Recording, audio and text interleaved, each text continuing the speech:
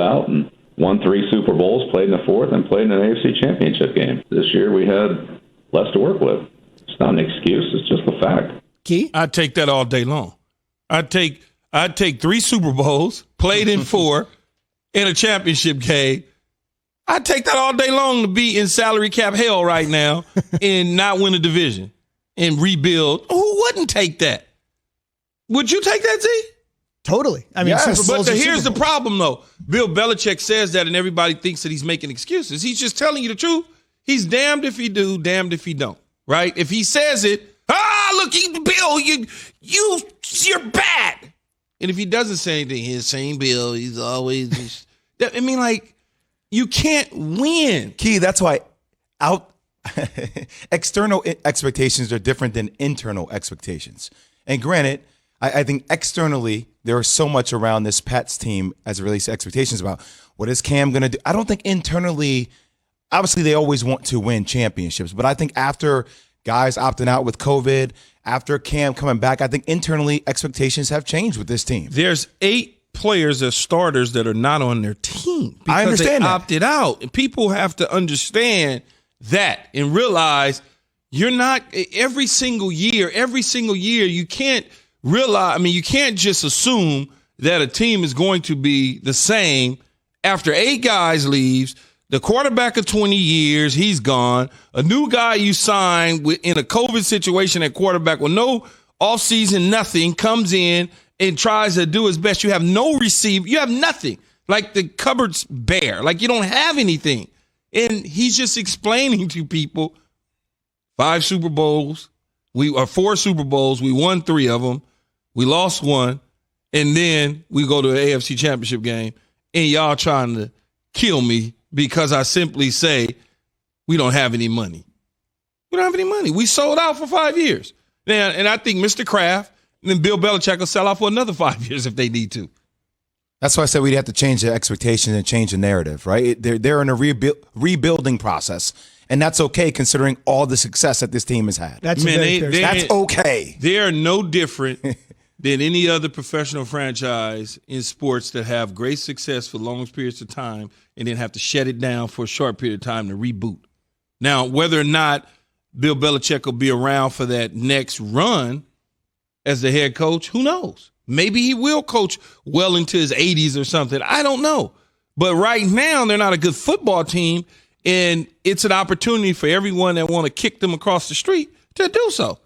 And they may want to kick him across the street. They may want to kick a couple players out here and there. Reboot, rebuild, not words often heard around the Patriots. But obviously, as the fellas have said, these are different times. And for more on that, let's head to the Shell Pennzoil Performance Line to welcome NFL insider Dan Graziano. Dan and all the guys are working the phones. And over the course of the last few years, I can't imagine much of the calls he's taken are on the Patriots being sellers. But Dan, as we approach the deadline today, 4 p.m. Eastern, what are the Pats thinking about doing, and what are the other really big names we need to think about before it hits 4 in the East today?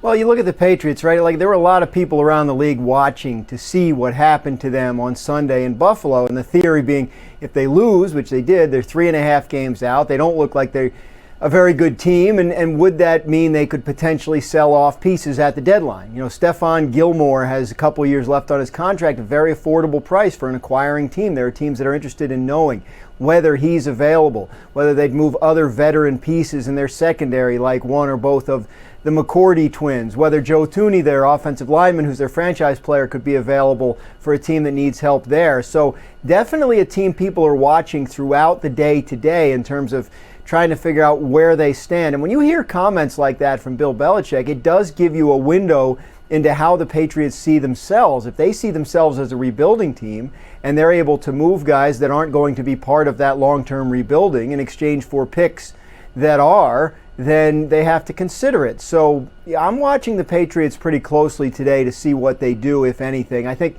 you know, they're not going to just to move. They don't have to clear cap space or cash space. They can sort of recalibrate and go forward starting next year. But somebody offers them enough for, say, a Stephon Gilmore. Quarterback George Kittle, the all-world tight end, would be out 8 weeks. But the big story is that the 49ers don't really have much on the line, despite Jimmy G's gigantic contract. With regards to guaranteed money, not much on the line.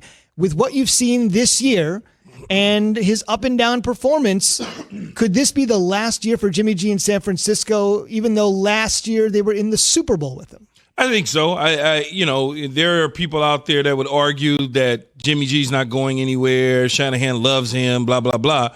But I think when you have the opportunity to maybe get a guy like Matt Ryan, who has a very expensive contract with the Atlanta Falcons, but if you can give up something that makes that work, and Matt Ryan, for instance, is a guy who is willing to rework his deal from a salary cap standpoint to get to a team like the San Francisco 49ers, I think that you take a look at that. And there's also some young quarterbacks out there. If there's a move for Sam Darnold, people are screaming and hollering that, maybe Sam Darnold needs a change and Trevor Lawrence comes into New York. But I don't think Jimmy G is going to be the quarterback of the San Francisco 49ers in 2021.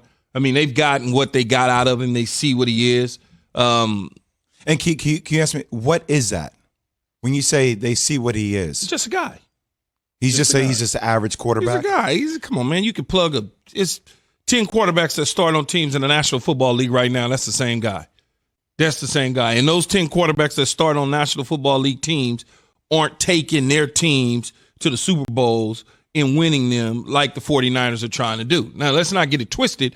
Jimmy G helped them get to the Super Bowl, but in that those 2 playoff games to get to the Super Bowl, they was asking, I think he threw a total of 17 balls. Minnesota and Green Bay. Minnesota's Green Bay, oh, no, man. Nuh-uh, bro. They see them throw 1 pick. They was like, no, we're going to run the ball. We're taking the ball out of your hands. The Ryan Tannehill of the NFC. And so when you look at that and you paying that type of money, that's not what Shanahan wants to do. He understands that you've got to throw the football at times in games to win them. They had a great defense last year. Their defense is still okay this year, although they've been banged up a lot.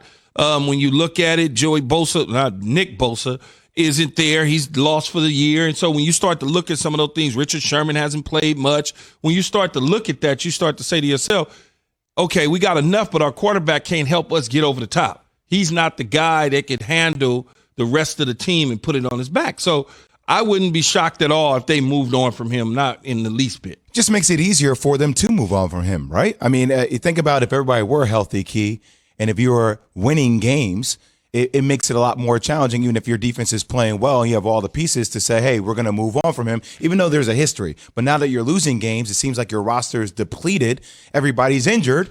You're losing games at a high clip. All right. Well, this makes it easier to transition. They right? flirted with him in the offseason prior to Tom Brady going to Tampa Bay. They flirted with Brady. There was a John Lynch said they made the call. Yeah, the GM said they made the call. They flirted with it. Hey, man, what you think about this dude?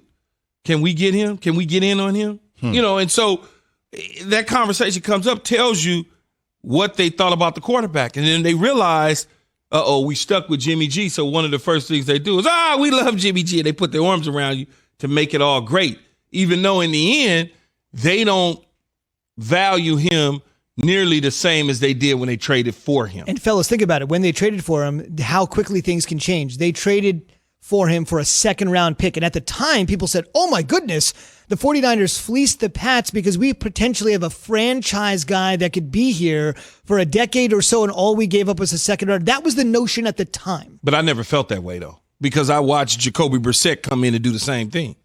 So I watched Jacoby Brissett on a small little sample size, do the same thing that Jimmy G did on a small slice sample size. Both in New England.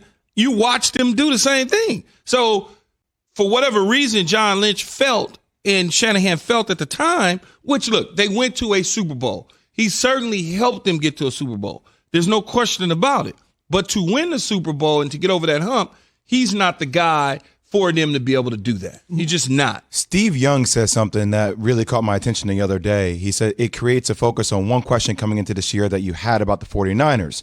Can we get to a place where Kyle Shanahan, this innovative offensive coordinator, one of the best head coaches in the league, can find a quarterback that he can trust and just be expansive with rather than protect? And Steve Young, of course, a 49er legend himself. So Jimmy G has gotten to the Super Bowl but hasn't been able to win it. That's the exact same situation Cam Newton is in. One-time Super Bowl participant, wasn't able to win it. Obviously struggling right now, as are the Patriots at 2-5. Bill Belichick, on his weekly radio appearance on sports talk radio station WEEI, basically saying the reason Cam is struggling is because our